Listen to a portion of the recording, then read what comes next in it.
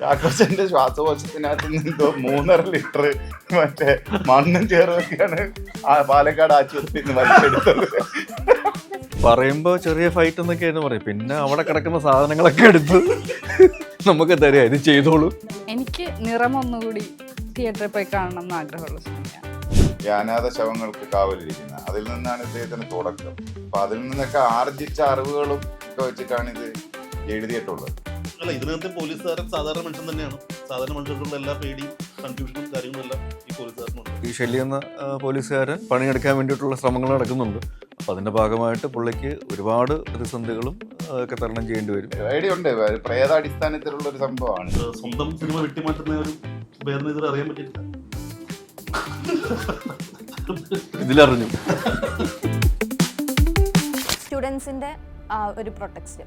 ഇനിയിപ്പോൾ നാളത്തേക്ക് ആലോചിക്കുകയാണെങ്കിൽ 2026 വിദ്യാഭ്യാസത്തിന് വേണ്ടി കുട്ടികൾ തെരുവിലിറങ്ങി ഇങ്ങനെ പ്രതിഷേധിച്ചിരുന്നു എന്നൊരു സാധനം നാളെ വരുമായിരിക്കും. നിങ്ങളൊക്കെ അതിനോട് ആ പ്രതിഷേധത്തിനെ എങ്ങനെയാണ് കാണുന്നത്? സമരങ്ങൾ എപ്പോഴും ആവശ്യത്തിന് വേണ്ടിയിട്ടുള്ളതാണല്ലോ. അത് അനാവശ്യമാണോ ആവശ്യമുള്ളതാണോ എന്നുള്ളത് അവരവർക്ക് വരുമ്പോഴാണ് നമുക്ക് ബാധിക്കുക. ഈ നടക്കുന്ന ജന്തർ മന്ദറിന്റെ ഇപ്പൊ ഡൽഹിയിൽ നടന്നുകൊണ്ടിരിക്കുന്ന പ്രക്ഷോഭത്തിനോട് ഭയങ്കര എതിർപ്പുള്ള ഒരാളാണ്. എടാ, അന്ന് പലരക്ക് സാധനം വാങ്ങിക്കാൻ പോയപ്പം രാമന്റെ തലയിൽ സർവേ കല്ല് വീണതിനകത്ത് നീ ഒന്നും പറഞ്ഞില്ലായിരുന്നല്ലോ, പിന്നെ നിനക്ക് ഇപ്പൊ ഇത്രയും പ്രശ്നം എന്ന് ചോദിച്ചോണ്ടൊരു വിഭാഗം വരും. അവരാണ് ഇവിടുത്തെ ഏറ്റവും വലിയ കോക്രോച്ചസ്.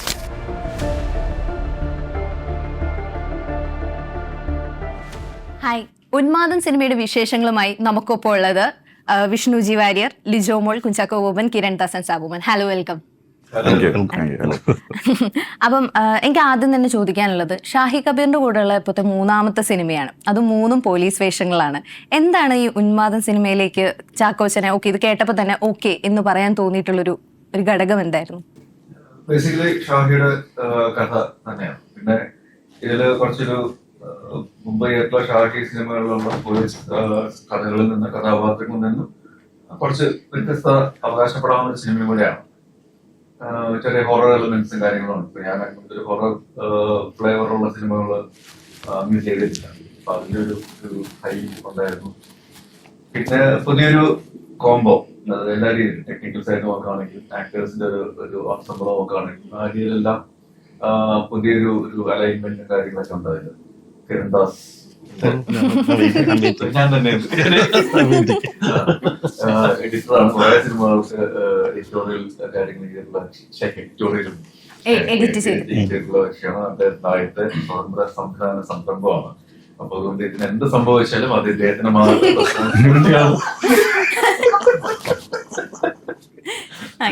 കൂട്ടത്തിൽ പരിചയക്കുറവുള്ളത് മാത്രമേ പക്ഷെ വേറൊരു ഇന്റർവ്യൂല് പറഞ്ഞു ഷാഹി കബീറാണ് ഇതിന്റെ പരിപൂർണ ഉത്തരവാദി.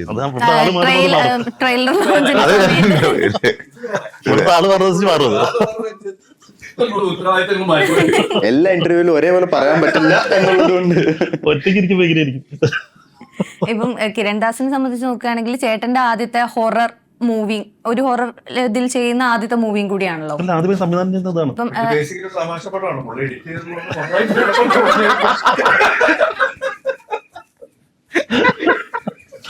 അവരുദ്ദേശിച്ചതല്ല വെളി വന്നത്. പഴയ പടം കിട്ടായി എന്ത് പുറത്തു വന്നാലും ആൾക്കാർ സിനിമ ഹിറ്റായി. ഇതും അങ്ങനെ അല്ല കേട്ടോ, അത് നമ്മൾ ഉദ്ദേശിച്ച് തന്നെയാണ് ഒട്ടു വന്നിരിക്കുന്നത്. ഞാൻ എന്റെ ചോദ്യത്തിന് ഉത്തരം പിന്നെ പറഞ്ഞു. സീരിയസ് ആവുന്നുണ്ട്. അല്ല, പറഞ്ഞോളൂ.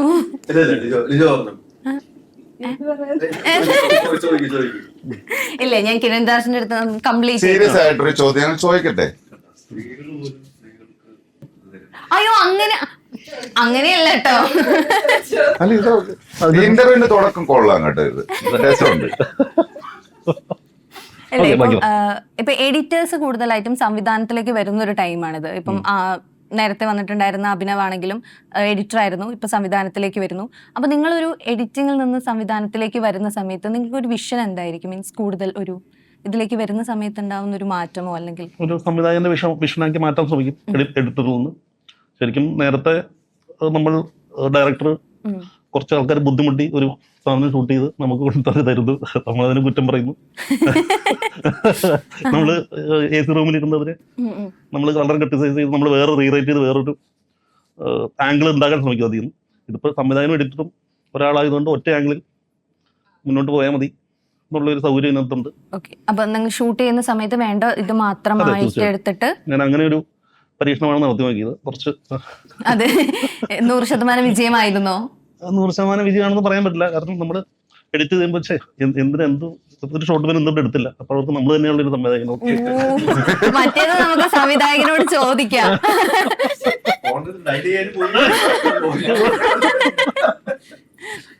അങ്ങനെ രസകരമായിരുന്നു.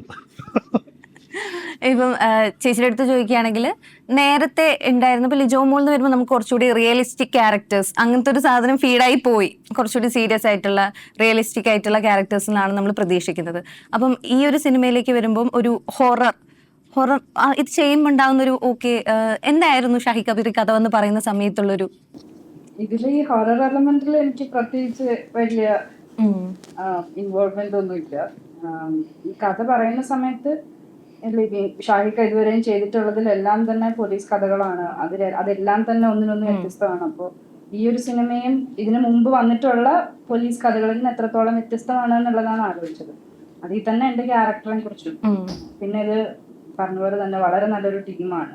പ്രൊഡക്ഷൻ എന്ന് തുടങ്ങി അതുപോലെ രണ്ടാസേട്ടനായിക്കോട്ടെ, ഇത്രയും സിനിമകൾ എഡിറ്റ് ചെയ്ത് എക്സ്പീരിയൻസ് ഉള്ള ഒരാളാണ്. പിന്നെ ചാക്കോച്ചൻ, ഇത്രയും പേരുടെ കൂടെ വർക്ക് ചെയ്യാൻ പറ്റുക എന്നുള്ളതും ഒരു സന്തോഷമായിരുന്നു. ഇപ്പം ചേട്ടനാണെങ്കിൽ നേരത്തെ ചാക്കോച്ചൻ്റെ കൂടെ ഓഫീസർ ഓൺ ഡ്യൂട്ടിയിൽ വർക്ക് ചെയ്തിട്ടുണ്ട്. അപ്പം അതിലൊരു നെഗറ്റീവ് ഷെയ്ഡ് ആയിരുന്നു. ഈ സിനിമയിലേക്ക് വരുമ്പം ഇതും ഒരു നെഗറ്റീവ് ഷെയ്ഡ് ആണോ? എന്നോട് ഓൾറെഡി ഒരു ചോദ്യത്തിനും ഉത്തരം പറയണ്ട, വെറുതെ വന്നിരുന്നാ മതി. ഡിഫറൻസ് ഉണ്ട്. അങ്ങനത്തെ ഒരു ക്യാരക്ടർ അല്ല, ഡൈനാമിക്സ് മൊത്തം ഡിഫറെന്റ് ആണ് ഇതില്. പക്ഷെ എനിക്ക് അധികം ഇതിനോട് പറയാൻ പറ്റില്ല. ബിക്കോസ് അത് ആ ക്യാരക്ടർ റിവീലിയേഷനെ കുറച്ച് പടവുമായിട്ട് സ്റ്റോറിയുമായിട്ട് വളരെ അടുത്ത് ബന്ധമുള്ളത് കൊണ്ട് തന്നെ എനിക്കധികം അതിനെക്കുറിച്ച് പറയാൻ പറ്റില്ല. But it's a different role. Officer on ഡ്യൂട്ടിയിൽ ചെയ്തതിനെക്കാട്ടിയും എന്തായാലും ഡിഫറെന്റ് ആയിട്ടുള്ള തന്നെ ഒരു സംഭവമാണ് ചെയ്തത്.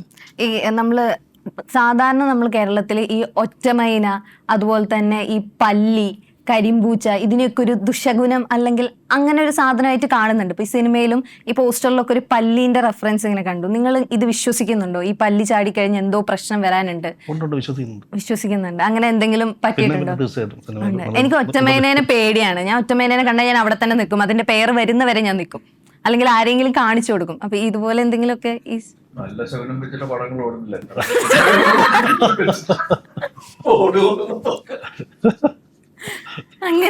നമ്മള് ഒരു കർക്കിടക 1-ാം തീയതി ലൊക്കേഷൻ കണ്ട് ആദ്യമേ ബലിയിടുന്ന ഷോട്ട് വെച്ചിട്ടാണ്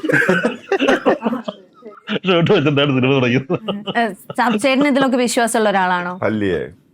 പല്ലി ഇങ്ങനെ ചാടി കഴിഞ്ഞാലൊക്കെ നമ്മൾ അങ്ങനെയൊക്കെ ഉള്ള ആൾക്കാരുണ്ട് ഇവിടെ. കൂടുതലും അങ്ങനത്തെ ഇതിനോട് നമ്മൾ വിശ്വാസം വെക്കുന്ന ആൾക്കാരാണ്. എനിക്ക് പല്ലിയെ പേടിയാണ്, ഇഷ്ടമല്ല. പല്ലി കടിച്ചു കഴിഞ്ഞാൽ അതിനുള്ള ആന്റിവെനം ഇതുവരെ കണ്ടുപിടിച്ചിട്ടില്ല. അങ്ങനത്തെ ഒരു വിഷയമുണ്ട് അതിനകത്ത്. ഇപ്പം സ്നേക്ക് ബൈറ്റിനും പേപ്പട്ടി അടിച്ചാലും ശരിയാണോ ആക്കിയതാണോ അല്ലെ പല്ലി കടിക്കുമെന്ന് ചോദിച്ചു കഴിഞ്ഞാൽ പല്ലി കടിച്ചാലോ? കടിച്ച ആന്റിവെനം ഇല്ലല്ലോ. പക്ഷെ ഇതുവരെ പല്ലി കടിച്ചു എന്ന് ഞാൻ കേട്ടിട്ടില്ല. അതുകൊണ്ട് ആന്റിവെനം ഇല്ല, അതാ വിഷയം. അപ്പൊ അങ്ങനെ ഒരു ഭയം മാത്രമേ ഉള്ളൂ. അല്ലാതെ ഈ ശകുനം ദുശകുനം അത്തരത്തിലുള്ള സാധനങ്ങൾക്കകത്തൊന്നും ഒട്ടും വിശ്വാസമില്ലാത്തൊരു ഒരാളാണ്. ഓക്കെ. ഇപ്പം നമ്മള് ട്രെയിലറും ഇതൊക്കെ തരുന്ന സൂചന വെച്ചിട്ട് നമ്മൾ കണ്ട സമയത്ത് ഹൊറർ സാധാരണ ടെംപ്ലേറ്റുകളൊക്കെ മാറ്റി അല്ലെങ്കിൽ ക്ലീഷേ സാധനങ്ങളൊക്കെ മാറ്റി പൊളിച്ചിട്ട് ഇതിലെന്തായിരിക്കും കൂടുതലായിട്ട് നിങ്ങൾ ഉപയോഗിച്ചിട്ടുണ്ടാവുക? ആൾക്കാരെ പേടിപ്പിക്കാൻ എന്താണ് ടാസ്ക് എന്തായിരുന്നു കൂടുതലായിട്ടുണ്ടായിരുന്നത്? ഇല്ല, ഇത് പേടിപ്പിക്കുന്നതിനപ്പുറം ഇത് എത്രത്തോളം ഇൻട്രസ്റ്റിംഗ് ആക്കാനായിട്ട് സാധിക്കുമെന്നുള്ളൊരു ഓപ്പർച്യൂണിറ്റിയാണ് നമ്മൾ എക്സ്പ്ലോർ ചെയ്യുന്നത്. അപ്പോൾ ആ രീതിയിൽ നോക്കുകയാണെങ്കിൽ ഈ ഹൊറർ ഫാക്ടർ ആണെങ്കിലും ഇതിൻ്റെ ഇമോഷണൽ ഫാക്ടർ ആണെങ്കിലും ഇതിൻ്റെ ഒരു ത്രില്ലർ അല്ലെങ്കിൽ മിസ്റ്ററി ഫാക്ടേഴ്സ് ആണെങ്കിലും ആ രീതിയിലെല്ലാം നമ്മൾ ട്രൈ ഔട്ട് ചെയ്തിട്ടുണ്ട്. ഈവൻ പല്ലി എന്ന ദുശകനം ഉൾപ്പെടെ. അപ്പോൾ അതുകൊണ്ട് അത് ഏറ്റവും നല്ല രീതിയിൽ എങ്ങനെ ഒരു എൻ്റർടൈനർ വാല്യൂ ഓടുകൂടി ഒരു സിനിമാറ്റിക് എക്സ്പീരിയൻസ്, ഒരു തിയേറ്ററിക്കൽ എക്സ്പീരിയൻസ് കൊണ്ടുവരാനായിട്ട് സാധിക്കും. ആ ഒരു അറ്റംപ്റ്റാണ് നമ്മൾ പൂർണ്ണമായിട്ടും ട്രൈ ഔട്ട് ചെയ്തിട്ടുള്ളത്. ബാക്കിയെല്ലാം ഡയറക്ടറിന്റെ ഈ കയ്യിലാണ്. ക്യാരക്ടറിന് വേണ്ടിയിട്ട് എന്തെങ്കിലും കൂടുതലായിട്ട് തയ്യാറെടുപ്പുകൾ നടത്തിയിട്ടുണ്ടായിരുന്നു? ഈ മറ്റ് 2 സിനിമയെ അപേക്ഷിച്ച് ഇപ്പൊ നായാട്ടാണെങ്കിലും ഓഫീസർ ഓൺ ഡ്യൂട്ടി ആണെങ്കിലും ഇത് രണ്ടും അപേക്ഷിച്ചത് രണ്ടും പോലീസ് ക്യാരക്ടേഴ്സ് ആണ്, ഇതും പോലീസ് ക്യാരക്ടേഴ്സ് ആണ്. അപ്പൊ ഇതിൽ രണ്ടും ഡിഫറെന്റ് ആയിട്ടുള്ള ഒരു സ്റ്റൈലും അല്ലെങ്കിൽ ആ ഒരു ക്യാരക്ടർ ക്യാരി ചെയ്യുന്ന ഇമോഷനും രണ്ടും ഡിഫറെന്റ് ആണ്. അപ്പൊ ഈ സിനിമയിലേക്ക് വരുമ്പോൾ ഇതിനെ ഡിഫറെന്റ് ആക്കാൻ വേണ്ടിയിട്ട് എന്തൊക്കെ തയ്യാറെടുപ്പുകളായിരുന്നു നടത്തിയിട്ടുണ്ടായിരുന്നത്? തയ്യാറെടുപ്പുകൾ എടുക്കേണ്ട ആവശ്യമില്ലായിരുന്നുള്ളതാണ് സത്യം. വളരെ ഈസി ആയിരുന്നു. കാരണം ഇതിന്റെ ലേയേഴ്സ്, ഈ ഷെല്ലി എന്ന കഥാപാത്രത്തിന്റെ ലേയേഴ്സ് കൂടുതലും ഷാഹി കബീർ എന്ന സ്ക്രിപ്റ്റ് റൈറ്ററിൽ തന്നെ കാണാൻ പറ്റുന്ന കാര്യങ്ങളാണ്. അപ്പം ഭാഗ്യവശാൽ ഇതിന്റെ കൂടെ ഫുൾ ടൈം ഷാഹി ഉള്ളതുകൊണ്ട് തന്നെ ആ ക്യാരക്ടറും കൂടെ സഞ്ചരിച്ചു എന്നുള്ളതാണ് എനിക്ക് കിട്ടിയ ഏറ്റവും വലിയ പ്ലസ്സുകളിലൊന്നും. ഓക്കെ, ഈ ഷാഹി കബീറിന്റെ നേരത്തെയുള്ള സിനിമകളിൽ മൊത്തം അങ്ങോട്ട് നോക്കിയിട്ട് ഓക്കെ ഞാൻ പൊക്കി അടിച്ചിട്ടുണ്ട്. എന്തെങ്കിലും നടത്തിട്ട് നോക്കിയാണ് അതോ പല്ലി അവിടെ ഉണ്ട്. അപ്പം നേരത്തെയുള്ള 2 പോലീസ് കഥാപാത്രങ്ങളും ഭയങ്കര റിയലിസ്റ്റിക് ആയിട്ടുള്ള ക്യാരക്ടേഴ്സാണ്, ഭയങ്കര റിയലിസ്റ്റിക് ആയിട്ടുള്ള സാധാരണ മനുഷ്യന്മാരാണ്. ഇതിൽ വരുന്ന സമയത്ത് എന്തോ ഒരു പവറിനോട് അല്ലെങ്കിൽ ഒരു നെഗറ്റീവ് എനർജി വാട്ടെവർ നമ്മൾ ആ പറയുന്ന ഒരു എനർജീനെ വിശ്വസിക്കുകയോ അല്ലെങ്കിൽ അവിശ്വസിക്കുകയോ അതിനോട് ഫൈറ്റ് ചെയ്യുന്നൊരു ക്യാരക്ടറാണ്. അപ്പം എങ്ങനെ നോക്കിയാലും നമുക്കൊരു എന്തോ ഒരു നമുക്ക് ഉണ്ട് എന്ന് തോന്നുന്നത് അല്ല, ഇല്ലാന്ന് തോന്നുന്ന ഒരു സാധനത്തിന് ഉണ്ട് എന്ന് അങ്ങനത്തെ ഒരു ഫീല് കിട്ടുന്നുണ്ട്. അപ്പം ഇതിൽ എങ്ങനെയായിരുന്നു ഈ ഒരു നിങ്ങൾക്ക് റിയൽ ലൈഫിലും ഇതുപോലത്തെ എന്തെങ്കിലും ഒരു ഇൻസിഡൻസ് നടന്നിട്ടുണ്ടാവും? ഇല്ല, ഞാൻ പറഞ്ഞത് ഇത് ഷാഹിയുടെ സിനിമകൾ കൂടുതലും അല്ലെങ്കിൽ കഥാപാത്രങ്ങൾ കൂടുതലും പുള്ളിയുടെ തന്നെ ലൈഫ് എക്സ്പീരിയൻസിൽ നിന്നുള്ള കഥാപാത്രങ്ങളും കഥാസാഹചര്യങ്ങളുമാണ്. അത് നമ്മൾ കുറച്ചുകൂടി സിനിമാറ്റിക് ആയിട്ടുള്ള രീതികളിൽ ടെക്നിക്കൽ സപ്പോർട്ടോട് കൂടി അവതരിപ്പിക്കുന്നു, എന്റർടൈനിങ് ആയിട്ട് നമ്മൾ പ്രസന്റ് ചെയ്യാനായിട്ട് ശ്രമിക്കുന്നു. ആ ഒരു എഫേർട്ട് തന്നെയാണ് ഉന്മാദത്തിൽ സംഭവിച്ചിട്ടുള്ളത്. അപ്പൊ അങ്ങനെ നോക്കുമ്പോൾ ഈ പല ഷെല്ലി എന്ന ക്യാരക്ടറിൽ പല ലേയേഴ്സ് നമുക്ക് കാണാനായിട്ട് സാധിക്കും. ചിലപ്പോൾ വളരെ കോമൺ ആയിട്ടുള്ള ഒരു കോമൺ മാൻ്റെ എല്ലാ ഇമോഷൻസും ആ ക്യാരക്ടറിൽ നമുക്ക് കാണാനായിട്ട് സാധിക്കും. പക്ഷെ പുള്ളി സഞ്ചരിക്കുന്ന വഴികളും പോകുന്ന സാഹചര്യങ്ങളും എല്ലാം കുറച്ചുകൂടെ ഇൻട്രസ്റ്റിംഗ് ആയിട്ടുണ്ട്, കുറച്ചുകൂടെ ക്യൂരിയോസിറ്റി ജനിപ്പിക്കുന്നതാണ്, അല്ലെങ്കിൽ ഭയപ്പെടുന്നതാവാം, അല്ലെങ്കിൽ ത്രില്ലടിപ്പിക്കുന്നതാവാം. നമുക്ക് തന്നെ തോന്നും ഒരു പോലീസുകാരന് ഇത്രയും പ്രശ്നങ്ങളോ അല്ലെങ്കിൽ ഇത്രയും ഒരു ഇങ്ങനെയൊക്കെയാണോ ഇയാൾ പോകുന്നത്? നമ്മൾ കാണുന്ന പോലീസ് പ്രശ്നങ്ങൾ കുറവാണ് നമ്മൾ ഇതിൽ കാണിച്ചിട്ടുള്ളത്. ഓ, വീണ്ടും വീണ്ടും കാണാൻ പറ്റുന്ന ഒരു ചിത്രമായിരിക്കും, നേരത്തെ പോലെയല്ല എന്ന് എല്ലാരും പറഞ്ഞിട്ടുണ്ടായിരുന്നു. ഇത് കണ്ടവരും കൂടെ അത് പറയണോ? അതാണ് അതിനുള്ള ശ്രമമാണ് നമ്മുടെ ഭാഗത്തു നിന്നുള്ളത്. പക്ഷെ മുൻകാല ഷാഹി സിനിമകളിൽ നിന്നും കുറച്ചും കൂടെ ഈ ഡാർക്ക്നെസ് കുറഞ്ഞിട്ടുള്ള ഒരു സിനിമയാണ് ഷാഹിയുടെ. നമുക്ക് അത്ര ടെൻഷൻ ഇല്ലാതെ കാണാൻ സിനിമകൾ പറ്റും. ആദ്യമായിട്ട് U13+ സർട്ടിഫിക്കറ്റ് സിനിമ ആയിരിക്കും. അവിടെന്ന് പറഞ്ഞ എന്റെ അല്ലേ? ഓ ശരി, പുള്ളിക്കാരി പറഞ്ഞതാണ്. നമുക്ക് ഒരു സിനിമ പടം കണ്ടോ? അല്ല, അത് ടെൻഷൻ ഇല്ലാതെ കണ്ട് അവസാനിപ്പിക്കാൻ പറ്റുമായിരിക്കും എന്ന് മറ്റു 2 സിനിമകളും പറ്റുമായിരിക്കാം. ഓപ്ഷനും കൂടെ ഉണ്ട്, അത്രേ ഉള്ളൂ. അല്ല, അവസാനിക്കുമ്പോ ശരിയാ, ടെൻഷൻ ഒന്നും ഇല്ലാതെ നമുക്ക് കണ്ടിറങ്ങാം അങ്ങനെ. ഓക്കെ, ഇപ്പം ഇതിൽ ഒരു ഹൊറർ ഉണ്ടെങ്കിലും ഒരു ഫാമിലി ത്രില്ലിംഗ് അതും കൂടി നമുക്ക് ഫാമിലിക്കും പ്രോമിസിങ് ആയിട്ടുള്ളൊരു ഇതായിരിക്കും എന്ന് ഒരു സൂചനയുണ്ട്. ഇപ്പം ഷാഹി കബീറിന്റെ നേരത്തെ സിനിമകളിൽ നോക്കുകയാണെങ്കിൽ സ്ത്രീകൾക്ക് ഒരു സ്പേസ് ഉണ്ട്. ഇപ്പം ഓഫീസർ ഓൺ ഡ്യൂട്ടിയിലാണെങ്കിലും പ്രിയാമണീൻ്റെ ഒരു ക്യാരക്ടർ അത് വെറുതെ ഉള്ളൊരു ക്യാരക്ടർ അല്ല, ആ ക്യാരക്ടറിന് അതിൻ്റെതായ ഒരു സ്വഭാവമുണ്ട്. അല്ലെങ്കിൽ അവരൊരു ശരിക്കും ആ കഥയിലെ ഒരു ലീഡിങ് ആയിട്ടുള്ള അവരെ ചുറ്റിപ്പറ്റി അവസാനം വരെ നമുക്ക് അറിയില്ല എന്താണെന്നുള്ളത്. അതുപോലത്തെ ഒരു സർപ്രൈസിങ് ഒരു സാധനം ഈ കഥയിലും അല്ലെങ്കിൽ ഈ ഒരു സ്ത്രീ ക്യാരക്ടറിനും വാല്യുബിൾ ആണ്. ഇതില് ഈ ഷെല്ലി എന്ന് പറയുന്ന ക്യാരക്ടർ, ഇപ്പൊ ചാക്കോച്ചൻ ചെയ്ത ക്യാരക്ടറിന് പല ലേയേഴ്സ് ഉണ്ട്. അപ്പൊ അത് പ്രൊഫഷണൽ ലൈഫിലായാലും ഫാമിലി ലൈഫിലായാലും അല്ലെങ്കിൽ ഇമോഷണലി ഒക്കെ കുറെ സ്ഥലങ്ങളിൽ അല്ലെങ്കിൽ കുറെ സാഹചര്യങ്ങളിൽ വൾണറബിൾ ആവുന്ന അങ്ങനത്തെ ഒരു മനുഷ്യൻ കൂടിയാണ്. അപ്പൊ ആ സാഹചര്യങ്ങളിലൊക്കെ സപ്പോർട്ടായിട്ട് കൂടെ നിൽക്കുന്ന ഒരു ക്യാരക്ടറാണ്. പിന്നെ ചാക്കോച്ചൻ പറഞ്ഞ പോലെ തന്നെ ഈ ഒരു ക്യാരക്ടർ, ഇപ്പൊ എന്റെ ക്യാരക്ടറിന്റെ പേര് സൗമ്യ എന്നാണ്. അപ്പൊ ഈ ഒരു ക്യാരക്ടറും ഷാഹിക്കയുടെ തന്നെ പേരുമായിട്ട് ഒരു ബന്ധമില്ലാത്ത സ്വഭാവമാണ്. ശരിക്കും വീട്ടിലെ ഹൊറർ എന്റെ ക്യാരക്ടറാണ്. അല്ല, അതും ഈ പറയുന്ന കുറെ റിയൽ ലൈഫിൽ നിന്നുള്ള കുറെ ഇൻസിഡൻസ് എല്ലാം കൂടി ആഡ് ചെയ്തിട്ടുള്ളതാണ്. അപ്പൊ ഇതാണ് എന്റെ ഒരു ക്യാരക്ടറിന്റെ ആർക്ക് എന്ന് പറയുന്നത്. ഈ പറയുന്ന ഒരു ഷെല്ലിക്ക് ഒരു സപ്പോർട്ട് അല്ലെങ്കിൽ ഷെല്ലി വീണ് പോകുന്ന സമയങ്ങളിലൊക്കെ കുറച്ച് ഡോമിനന്റ് ആയിട്ട് നിൽക്കുന്ന ഒരു ക്യാരക്ടറാണ്. ഇങ്ങനെ ഓക്കെ, ഇപ്പം ദുരൂഹ സാഹചര്യത്തിൽ അത് തിയേറ്ററിൽ നമുക്ക് പ്രതീക്ഷിച്ച പോലൊരു വിജയം ചോദിച്ചാൽ ഒരു സമ്മിശ്ര പ്രതികരണം എന്ന് പറയാം അല്ല, തിയേറ്ററിൽ. പറഞ്ഞോളൂ, പരാജയപ്പെടുത്തുന്നു. എനിക്ക് ഇത് പറഞ്ഞാൽ എന്തെങ്കിലും വഴക്ക് പറയോ, ഇറങ്ങിപ്പോവെന്നൊക്കെ ആലോചിച്ചിട്ടാണ് പറയുന്നത്. ഉള്ളത് പറ, സത്യം പറ, തുറന്ന് പറ. ഞാൻ തന്നെയാണ് അതിന്റെ ഒരു പ്രൊഡ്യൂസർ, അതുകൊണ്ട് പറഞ്ഞോളൂ, ഒരു കുഴപ്പമില്ല, എനിക്കറിയാം. അല്ല, ഈ ദുരൂഹ സാഹചര്യത്തിൽ നമ്മൾ തിയേറ്ററിൽ പ്രതീക്ഷിച്ചൊരു വിജയം കൈവരിച്ചിട്ടുണ്ടായിരുന്നില്ല. പക്ഷെ അത് OTT-ലേക്ക് എത്തിയ സമയത്ത് അതിലൊരു സീൻ, അതിന്റെ ഒരു ട്രാൻസ്ഫോർമേഷൻ നടത്തിയ സേതു എന്ന് പറയുന്ന ക്യാരക്ടർ ഗണ്ണ് വെച്ച് നടത്തി ഉള്ളൊരു ആ ഒരു സീൻ ഭയങ്കരമായിട്ട് റീച്ച് ആവുകയും അതിന് ചാക്കോച്ചന് ഭയങ്കര ഒരു അപ്രിസിയേഷൻ കിട്ടുകയും ചെയ്തിരുന്നു. ഇത് തിയേറ്ററിൽ കിട്ടിയിരുന്നെങ്കിൽ എന്ന് ആ സമയത്ത് തോന്നിയിട്ടുണ്ടായിരുന്നു, അല്ലെങ്കിൽ ആ ഒരു ഇത് കണ്ട സമയത്ത് എന്താണ് തോന്നിയിട്ടുണ്ടായിരുന്നത്? തിയേറ്ററിൽ കണ്ടവര് അത് ഈ പറഞ്ഞ പോലെ ഭയങ്കരമായിട്ട് അത് അക്സെപ്റ്റ് ചെയ്യും, അതിനെപ്പറ്റി പറയുകയും ചെയ്തിട്ടുണ്ടായിരുന്നു. OTT വന്നതിന് ശേഷമാണ് കൂടുതൽ ആൾക്കാർ അത് കാണുകയും അതിനെപ്പറ്റി എടുത്തു പറയുകയും ചെയ്തിട്ടുള്ളത്. അപ്പൊ അതുകൊണ്ട് അതിന് പ്രത്യേകം PR വർക്ക് എനിക്ക് ചെയ്യേണ്ടി വന്നിട്ടില്ല എന്നുള്ളതാണ് സത്യം. ഓക്കെ. ആ ഒരു ക്യാരക്ടർ ഭയങ്കര നല്ലൊരു ക്യാരക്ടറായിരുന്നു. അതിന് വേണ്ടിയിട്ട് ഇപ്പം ഒരു ഡബിൾ ഫേസ് തന്നെ അതിൽ കാണിച്ചിട്ടുണ്ട്.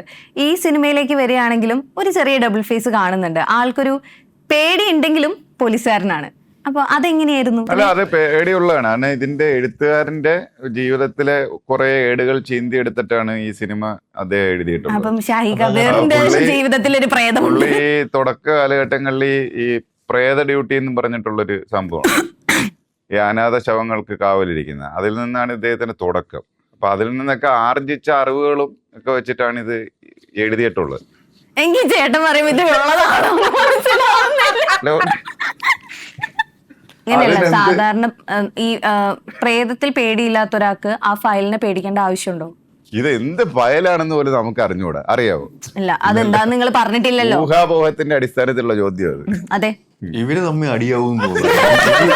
ഇത് അവസാനം ഒരു വെടിവെപ്പിലും കത്തിക്കുത്തിലും അവസാനിക്കുള്ളത്. പേടിയുണ്ട്, പ്രേതാടിസ്ഥാനത്തിലുള്ള ഒരു സംഭവമാണിത്. ബേസിക്കലി ഇവര് രണ്ടുപേരും അലങ്കാരത്തിന് വന്നിരിക്കുന്ന അഹങ്കാരികളാണ്. അതെ. ഇവരുടെ കഥാപാത്രങ്ങളെ പറ്റി ഒന്നും പറയാൻ പറ്റില്ല എന്നുള്ളതാണ് നഗ്നമായ സത്യം. അതുകൊണ്ടാണ് അരമാകുന്നത്. എനിക്ക് ട്രെയിലറും ടീച്ചറും കണ്ട സമയത്ത് നിങ്ങൾ രണ്ടുപേരോട് എന്ത് ചോദിക്കണം എന്നുള്ള ഒരു കൺഫ്യൂഷനും ഉണ്ടായിരുന്നു. ട്രെയിലറിനകത്ത് ആക്ച്വലി തുടക്കത്തിലുള്ള ഏതാണ്ട് 40 സെക്കൻഡ് ഞാനായിരുന്നു കട്ട് ചെയ്ത് കളഞ്ഞത് എഡിറ്റിംഗ് ടേബിളിൽ. സത്യം നന്നായിരുന്നില്ല.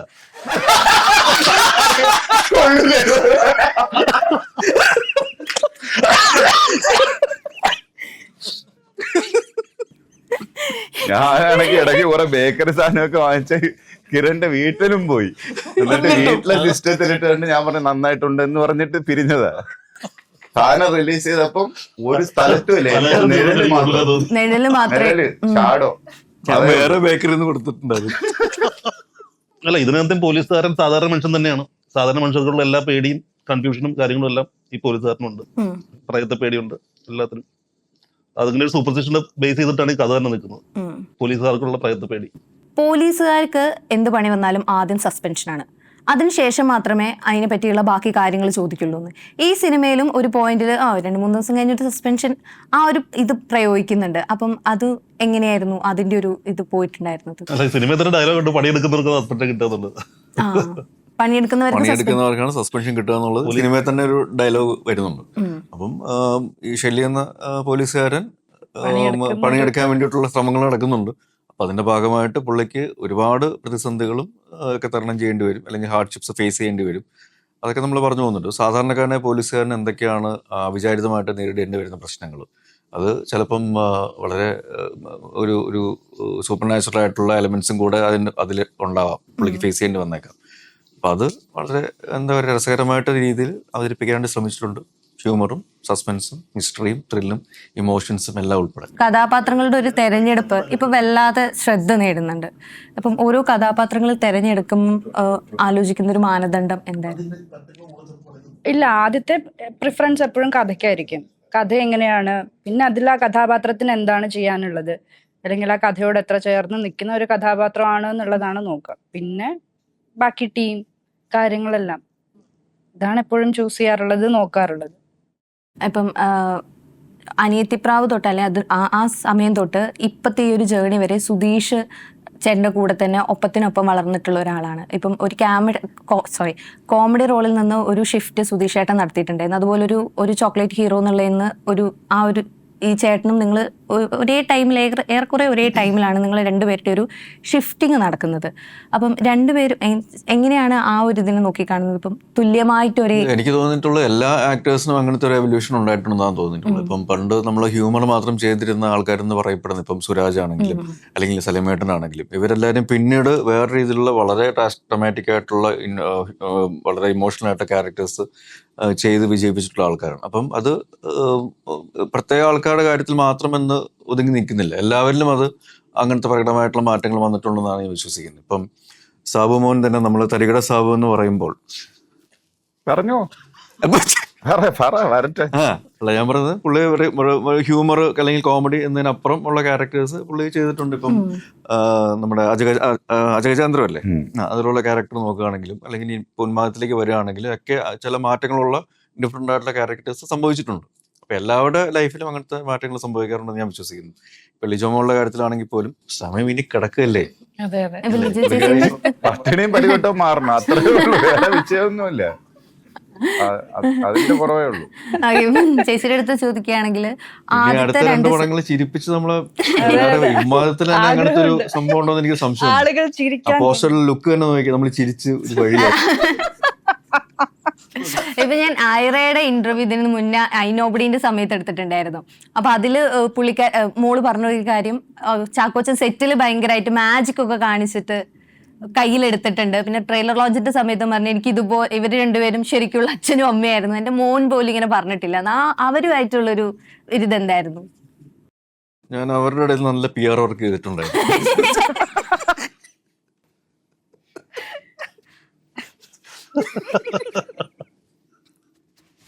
അല്ല, PR-ന്റെ കാര്യത്തില് ചാക്കോച്ചനെ കഴിഞ്ഞോളൂ, അത് ഓരോ സമയത്ത് അതിനുള്ള അങ്ങ് കൊടുക്കും അവർക്ക്. ഇപ്പൊ തന്നെ ഉണ്ട് PR വർക്ക് ആരംഭിച്ചിട്ടുണ്ട് ഓൺലൈനില്.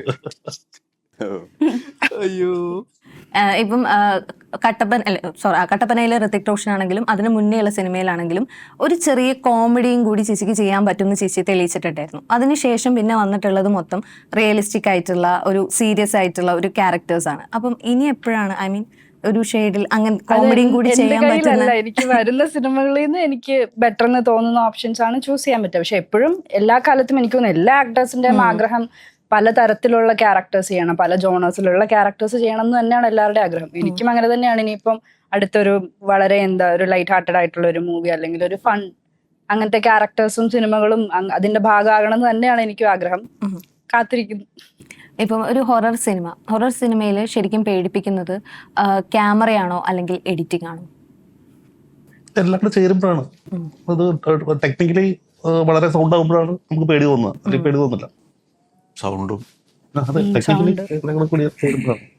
ഇപ്പം റോന്ത് പോലൊരു സിനിമയിൽ ഫാസ്റ്റ് കട്ടിനേക്കാൾ കൂടുതലായിട്ടുള്ള ഒരു സ്ലോ ഫേസ് കട്ടുകളായിരുന്നു അതിൽ എടുത്തിട്ടുണ്ടായിരുന്നു. അപ്പം അതില് അങ്ങനത്തെ ഒരു എലമെന്റ് ആയിരുന്നു. ഇപ്പം ചില സിനിമകൾ അപ്പം ഇതിലിപ്പം ഒരു ഹൊററാമോ ഉറപ്പായിട്ടും ഫാസ്റ്റ് കട്ടുകൾ ആയി മേ ബി ഒരു പേടി നിലനിർത്താൻ വേണ്ടിയിട്ട് അങ്ങനെ കുറെ ട്രിക്കുകൾ ഉപയോഗിക്കുന്നുണ്ട്.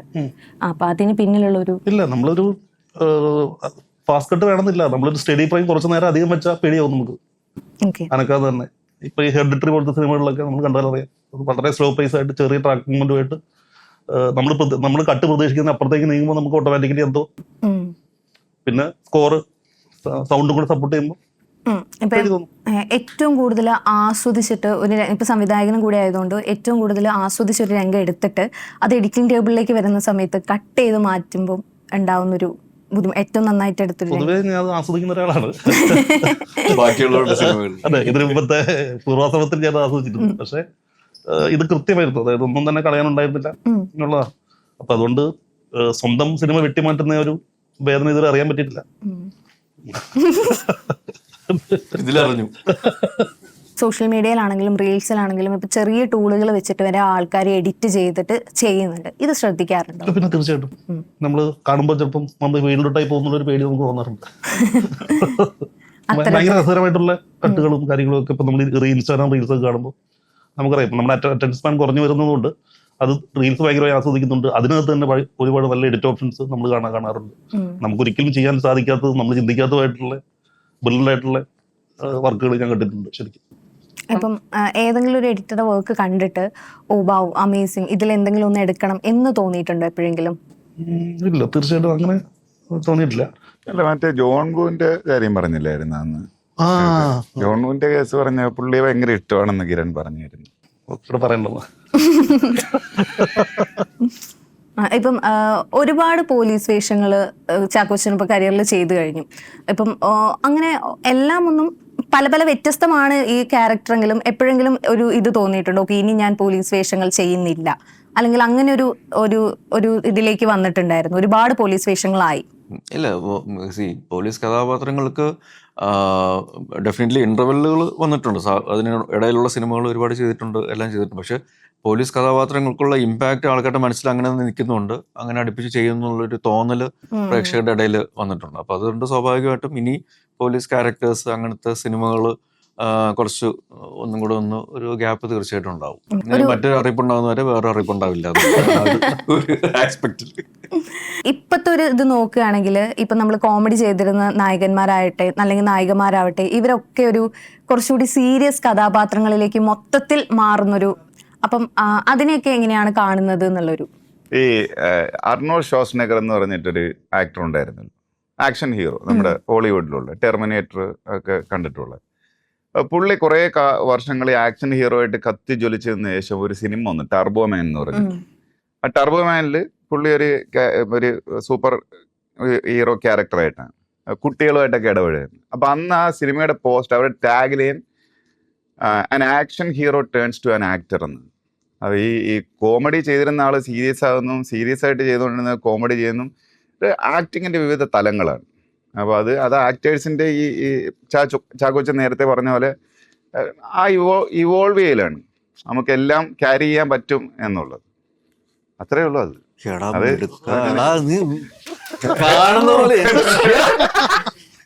ഞാൻ നിങ്ങളെ ഈ അഭിനയത്തിന്റെ ഞാൻ ഭയങ്കര കാര്യം ഷ്വാസ്നെഗർ അത് എടുക്കുന്ന സമയത്താണ് അയാൾ ഒരു ആക്ടർ എന്നുള്ള രീതിയിൽ ക്രിറ്റിക്സ്. പടത്തിന്റെ പേര് ടർബോമാൻ, ഒരു മറ്റേ സ്യൂട്ടൊക്കെ ഇട്ടിട്ട്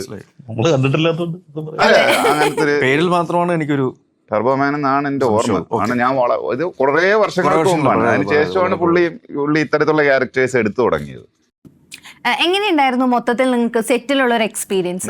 നല്ല ഇതായിരുന്നു കേട്ടോ. അതായത് ഫുൾ നൈറ്റ് 1.5 ഇഞ്ച് മെറ്റലിന്റെ പുറത്തോട്ട് വലിക്കുക, തീക്കുണ്ടത്തി ചാടിക്കുക, പിന്നെ വളരെ ഈസി ആയിട്ട് ചെയ്യാൻ പറ്റുന്ന തീപ്പന്തം കത്തിച്ച് മുതുകത്തടിക്കുക, അങ്ങനെയൊക്കെയുള്ള വളരെ സിമ്പിൾ ആയിട്ടുള്ളത്.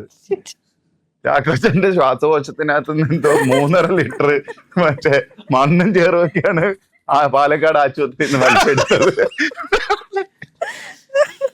പിന്നെ ഓടുന്ന ട്രെയിനിൽ ചാടി കയറി തലയടിച്ച് വീഴും, അങ്ങനെയൊക്കെയുള്ള ഭയങ്കര എന്റർടൈനിങ് ആയിട്ടുള്ള ഷൂട്ടിലൊക്കെയായിരുന്നു.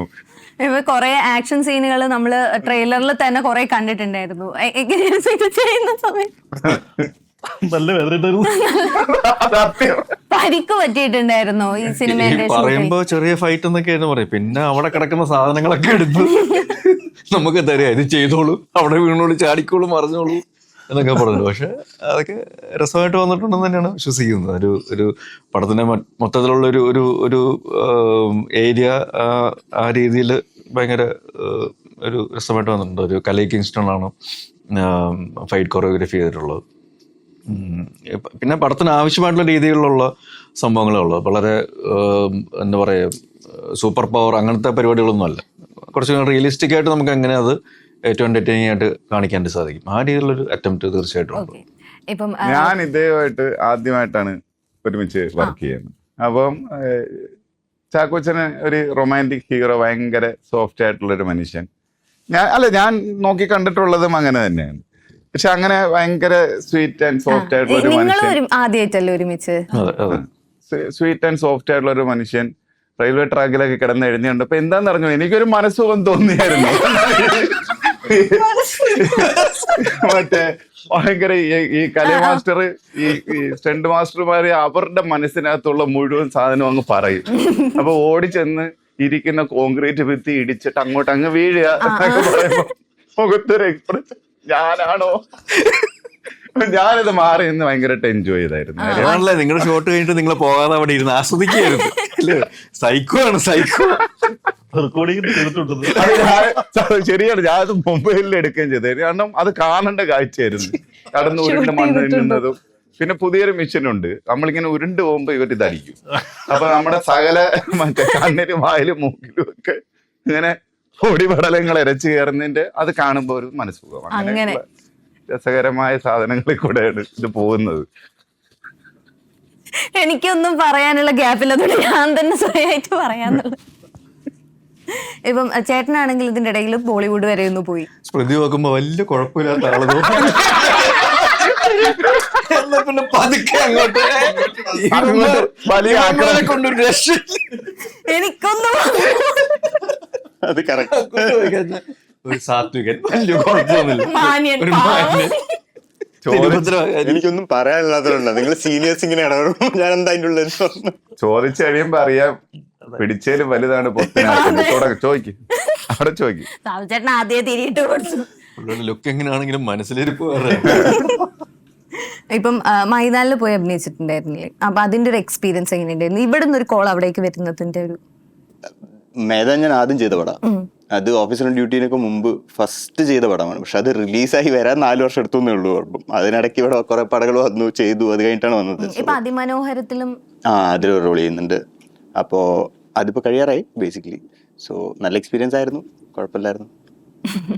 ഇപ്പൊ ഒരു സിനിമ അവസാനിക്കുന്ന സമയത്ത് പലരും പറയുന്നത് കേട്ടിട്ടുണ്ട്, ആ ക്യാരക്ടർ ചിലപ്പം നമുക്കുള്ളിൽ നിന്ന് പോകാൻ വേണ്ടിയിട്ട് ഒരുപാട് ടൈം എടുക്കും, അല്ലെങ്കിൽ ചില ആൾക്കാർക്ക് ടപ്പ് എന്ന് പറഞ്ഞിട്ട് തീരും എന്നും പറഞ്ഞിട്ടുണ്ട്. ഇപ്പൊ ഒരു ഹൊറർ എലമെന്റ് കൂടി ഉള്ളത് കൊണ്ട് നിങ്ങൾക്ക് പിന്നെ എപ്പോഴെങ്കിലും നമ്മളടുത്ത് ഒരാൾ പറയുന്ന സമയത്ത് നമുക്കത് അത്ര എഫക്ട് ചെയ്യണം എന്നില്ല. ഒരു ഹൊറർ സീനോ അല്ലെങ്കിൽ എന്തെങ്കിലും ഒരു സിനിമ ആൾക്കൂട്ടത്തിൻ്റെ അടുത്ത് നിന്ന് കാണുമ്പോൾ നമുക്ക് അത്ര ഇല്ലെങ്കിൽ പിന്നെ നമ്മൾ ഒറ്റയ്ക്ക് എവിടെ നിൽക്കുമ്പോൾ നമുക്ക് ആരെങ്കിലും നമ്മൾ ഫോളോ ചെയ്യുന്ന പോലെയും അങ്ങനത്തെ ചില സാധനങ്ങൾ നമുക്ക് വരാറുണ്ട്. അപ്പൊ ഈ സിനിമ കഴിഞ്ഞു പോകുന്ന സമയത്ത് അല്ലെങ്കിൽ ഇത് കണ്ടിറങ്ങുമ്പോഴൊക്കെ അങ്ങനത്തെ ഒരു ഫീല് കിട്ടുമോ? അങ്ങനെ ഒരു ഫീല് കിട്ടാൻ ചാൻസ് ഇല്ല. നമ്മൾ അതിനൊരു ക്ലോഷർ കൊടുത്തിട്ട് തന്നെയാണ് സിനിമ നിർത്തുന്നത്. അതുകൊണ്ട് ആരെങ്കിലും ഒരു ഹൊറർ എലമെന്റ് നമ്മൾ സിനിമ കണ്ടു കഴിഞ്ഞിട്ട് നമ്മൾ തന്നെ വീട്ടിലിരിക്കുന്ന സമയത്തോ ഒന്നും അങ്ങനെ ഒരു പേടിയോ അങ്ങനെയൊന്നും വരുന്ന പോലെ ഒന്നും ഉണ്ടാവില്ല എന്നാണ് എൻ്റെ ഒരു വിശ്വാസം. ഏതെങ്കിലും ഒരു സിനിമ കണ്ടിട്ടോ അല്ലെങ്കിൽ ഇങ്ങനെ ഒരു എക്സ്പീരിയൻസോ നിങ്ങൾക്ക് ഉണ്ടായിട്ടുണ്ടോ? പിന്നെ എപ്പോഴെങ്കിലും ഇതിങ്ങനെ ഹോണ്ട് ചെയ്യോ, ഞാൻ ഒറ്റയ്ക്കാണല്ലോ എന്നെ അങ്ങനത്തെ ഒരു ഫീൽ ഉണ്ടായിട്ടുണ്ടോ? ഇല്ല, അങ്ങനെ പേടിപ്പിക്കുന്ന രീതിയിലുള്ള ഒറ്റയ്ക്കിരിക്കുമ്പോഴതിനപ്പുറം നമുക്ക് ആ ഒരു പടത്തിന്റെ ഇമോഷണൽ ഒരു വെയിറ്റ്നെസ് നമുക്ക് ഫീൽ ചെയ്യാറുണ്ട്. ഇപ്പം കിരീടം എനിക്ക് ഭയങ്കര ഒരു ഇമോഷണൽ ഒരു ഇത് തരുന്ന ഒരു സിനിമയാണ്. അല്ലെങ്കിൽ അമരം, മൂന്നാം പിറ അങ്ങനെയുള്ള സിനിമ, അല്ലെങ്കിൽ പേഴ്സ്യൂട്ട് ഓഫ് ഹാപ്പിനെസ് അങ്ങനെയുള്ള സിനിമകളൊക്കെ. അതിനപ്പുറം ഒരു പ്രേതപ്പടം കണ്ടിട്ട് നേരെ വീട്ടിൽ പോയി ഭാര്യയെ കാണുന്നതുകൊണ്ട് അങ്ങനെ പേടിക്കാനുള്ള സാധ്യത വളരെ കുറവാണ്. താനല്ലേ ഇത് എൻ്റെ അടുത്ത് പറഞ്ഞത്?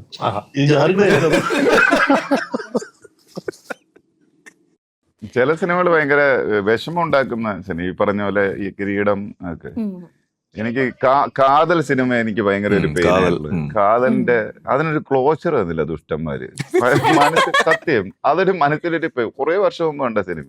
ചില സിനിമകൾ അങ്ങനെ നമ്മളെ ഹോണ്ട് ചെയ്തോണ്ടിരിക്കും. ചാക്കോച്ചന്റെ സിനിമയിലെ ഏതെങ്കിലും റീ റിലീസ് ചെയ്ത് കാണണമെന്ന് താല്പര്യം ഏതെങ്കിലും നിങ്ങൾക്കുണ്ടോ? ഏതായിരിക്കും അല്ലെങ്കിൽ റീ റിലീസ് ചെയ്യാൻ സാധ്യത കൂടുതൽ? ഞാൻ ഈ കുറച്ചു കാലം കഴിയുമ്പോൾ ഇത് റീ റിലീസ് ചെയ്താൽ കൊള്ളാം എന്നുള്ളൊരു. എനിക്ക് നിറം ഒന്നുകൂടി തിയേറ്ററിൽ പോയി കാണണം എന്ന് ആഗ്രഹമുള്ള സിനിമയാണ്. ചാക്കോച്ചന് ചേട്ടനുണ്ടോ? എനിക്ക് അനിയത്തിപ്രാവ്. Aniyathipravu every time. എനിക്കുണ്ടോന്നോ?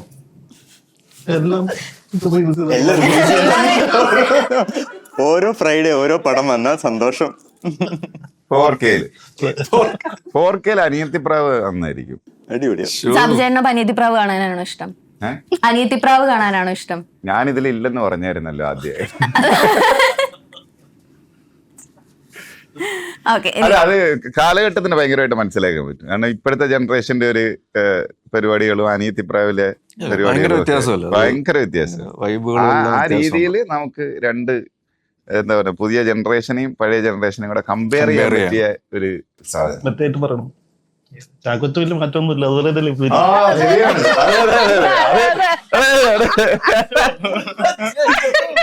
അതായത് അതിൽ വണ്ടി ഹീറോ ഉണ്ടല്ലേ, സ്പ്ലെൻഡർ അല്ലേ, സ്പ്ലെൻഡർ. ആ സ്പ്ലെൻഡർ ഇപ്പോഴും ഉണ്ട്, അതറിയാമോ? അത് ഇപ്പോഴും സൂക്ഷിക്കുന്നുണ്ട്.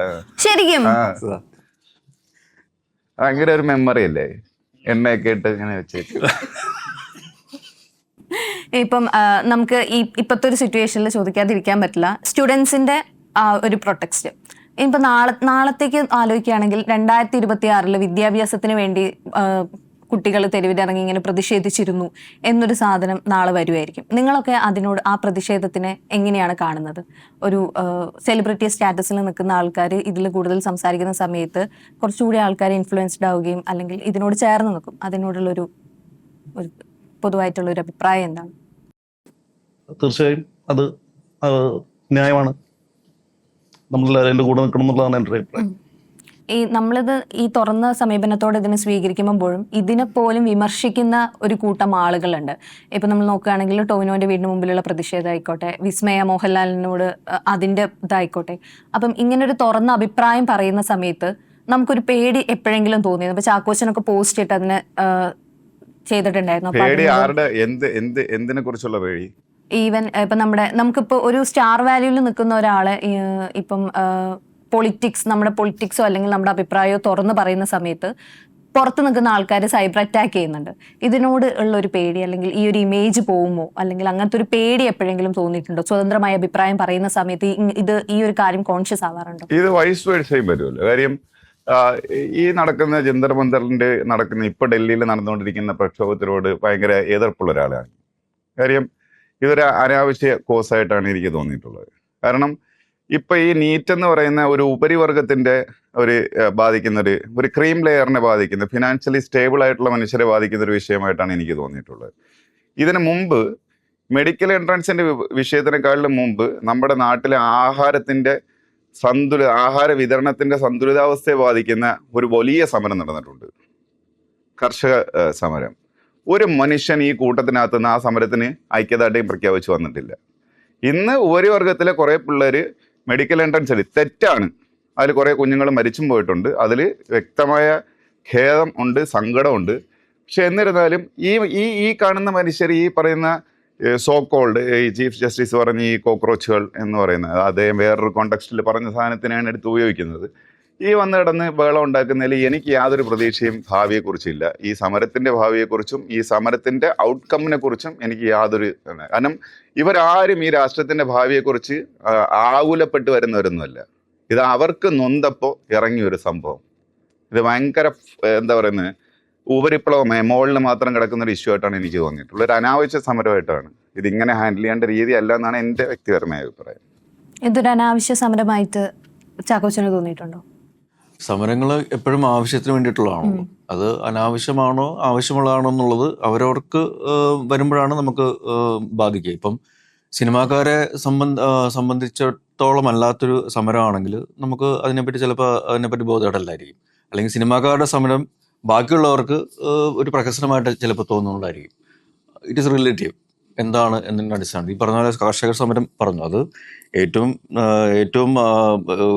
ഒരു കുറച്ചും കൂടെ വൈഡായിട്ടുള്ള രീതിയിൽ അതിനോട് ആൻസർ ചെയ്യേണ്ട ഒരു വിഷയമായിരുന്നു. അതിൽ പലരും മുമ്പോട്ട് വന്ന് കണ്ടിട്ടില്ല. പക്ഷേ ഇത് ഒരു പൊളിറ്റിക്കൽ അജണ്ടയായിട്ട് മാറ്റുന്നതിനോട് എനിക്ക് വിയോജിപ്പുള്ളൂ. പൊളിറ്റിക്കൽ അജണ്ടയ്ക്ക് അപ്പുറം അത് വേറെ രീതിയിൽ കാണേണ്ട ഒരു കാര്യമാണ്. ഒരു സമാധാനപരമായിട്ട് പോകുന്ന ഒരു പ്രൊട്ടസ്റ്റ് അത് വേറെ രീതിയിൽ എസ്കലേറ്റ് ചെയ്യപ്പെടുന്നതിനോട് എനിക്ക് എതിർപ്പുണ്ട്. ഇത് ഈ സെലിബ്രിറ്റീസ് എന്ന് പറയുന്ന ഒരു വിഭാഗം, ഇവരെന്ത് സാധനം പറഞ്ഞാലും ഉള്ള വിഷയം എന്ന് പറഞ്ഞാൽ പെട്ടെന്ന് ചോദിക്കുന്നൊരു ചോദ്യമുണ്ട്, അന്ന് നിങ്ങളിത് പറഞ്ഞില്ലല്ലോ. അതൊരു ഭയങ്കര മോശമായിട്ടുള്ളൊരു സാധനമാണ്. കാര്യം നമുക്ക് തോന്നുമ്പോഴല്ലേ നമുക്കിത് പറയാൻ പറ്റും എന്ന് പറഞ്ഞ് ഇവര് എല്ലാ ദിവസവും രാവിലെ എണീറ്റ് പത്രമൊക്കെ ഇന്ന് ഇതിലൊരു പ്രതികരണം ചാമ്പ എന്നാണ് അവിടെ പ്രൊഫഷനേ അതല്ല. രാവിലെ എണീറ്റ് പണിക്ക് പോകണം, അല്ലെന്നുണ്ടെങ്കിൽ ഫുൾ നൈറ്റ് ചിലപ്പോൾ 24 hours ഒക്കെ ആയിരിക്കും ഷൂട്ട്. ഏതെങ്കിലും ഒരു സമയത്ത് ഒരു ഇഷ്യൂ കാണുമ്പോൾ ഇഷ്ടം ഇത് ശരിയല്ലല്ലോ എന്ന് പറയുമ്പോൾ ആ ശരികേട് പറയാനുള്ള സ്വാതന്ത്ര്യമുള്ള രാജ്യമാണിത്, ഒരു ഡെമോക്രാറ്റിക് കൺട്രിയാണിത്. ഒരാൾ പറയുന്നുണ്ടെ എല്ലാവരോട് വളഞ്ഞു നിന്നിട്ട് എടാ അന്ന് പലചരക്ക് സാധനം വാങ്ങിക്കാൻ പോയപ്പം ലമന്റെ തലേ സർവേ കല്ല് വീടതിനകത്ത് നീ ഒന്നും പറഞ്ഞില്ലായിരുന്നല്ലോ, പിന്നെ നിനക്ക് എന്ത് ഇപ്പൊ ഇത്രയും പ്രശ്നം എന്ന് ചോദിച്ചോണ്ടൊരു വിഭാഗം വരും. അവരാണ് ഇവിടുത്തെ ഏറ്റവും വലിയ കോക്രോച്ചസ്. ആ കോക്രോച്ചസിനെ എന്തെങ്കിലും മാറി അടിച്ചിട്ട് തട്ടിക്കളയണം, കാരണം അവർ ആവശ്യമില്ല ഈ സൊസൈറ്റിക്ക്. നമ്മളെന്തായാലും ഈ സിനിമയിൽ പല്ലി ഇറക്കിയിട്ടുണ്ട്. പാറ്റയില്ല, പല്ലിയാണ് ഈ സിനിമയിലുള്ളത്. ഇതെല്ലാം ഒരു കാറ്റഗറിയാണ്, ഇതിന്റെ ആവശ്യമില്ല ഈ ഭൂമിയിൽ. ഓക്കെ. പാറ്റയെ കൊണ്ട് എന്ത് പ്രയോജനം? സീരിയസ് ആയിട്ട് ചോദിക്കുക. എന്തെങ്കിലും ഗുണം ഈ ഭൂമിക്കുണ്ടോ? ഉണ്ടോ? ഞാൻ പേഴ്സണലായിട്ട് ചോദിക്കുമോ? പല്ലിയെ കൊണ്ട് എന്തെങ്കിലും പ്രയോജനമുണ്ടോ? ഇതൊക്കെ ഒരു സൈക്കിളിന്റെ. ഏത് സൈക്കിള്? ഒരു സൈക്കിളും ഇല്ല. എന്നാ പറയും പല്ലി പ്രാണിയെ തിന്നുന്നു. പ്രാണിയെ മരുന്നടിച്ച് കൊല്ലാൻ പറ്റും. ഇപ്പൊ പല്ലിയുടെ ആവശ്യമില്ല, പാറ്റയുടെ ആവശ്യമില്ല. മനസ്സിലായേ? എവല്യൂഷൻ സൈക്കിളിൽ എക്സ്റ്റിങ് ടൈപ്പ് ഉണ്ടതിനെ ഇപ്പോഴും വെച്ച് വളർത്തിക്കൊണ്ടിരിക്കുകയാണ്. ഇവിടെ പല്ലി ഈ സിനിമയിൽ ആവശ്യമുണ്ടെന്ന്. ആ പടത്തിൽ നമ്മളെടുത്ത് അത് ഓക്കെയാണ്. പല്ലി ഇതിൽ മെയിൻ റോൾ ഉള്ളതുകൊണ്ട്, ഇല്ലെങ്കിൽ നമ്മൾ ജൂനിയർ ആർട്ടിസ്റ്റ് ആയിട്ട് പോലും വിളിക്കില്ല. സ്മൃതിക്ക് വല്ല ആവശ്യമുണ്ടായിരുന്നു ആ ചോദ്യം ചോദിക്കാൻ. കണ്ട രണ്ട് അഭിപ്രായങ്ങള്. ചാക്കോച്ചൻ പറയുന്നത് ചാക്കോച്ചന്റെ അഭിപ്രായം, എന്റെ ഡിഫറെന്റ് പോയിന്റ്. ഇത് രണ്ടും ഒരേ സ്ഥലത്തിരുന്ന് പറയാൻ കഴിയാന്നുള്ളതാണ്. അതെ, അത് അക്സെപ്റ്റ് ചെയ്യാന്നുള്ളതാണ്. അക്സെപ്റ്റ് ചെയ്യാന്നുള്ളത്. ആ ഒരു മൈൻഡ് വേണം എന്തായാലും. അപ്പൊ നല്ല വിശപ്പ്. ഒരു നെടുവിശ്വാസത്തോടെ താങ്ക്സ് പറഞ്ഞു. ഉന്മാദം സിനിമ ജൂലൈ 31 എല്ലാം ഹിറ്റായി മാറട്ടെ. എല്ലാവർക്കും ആശംസകൾ നേരുന്നു. Thank you. Thank you very much.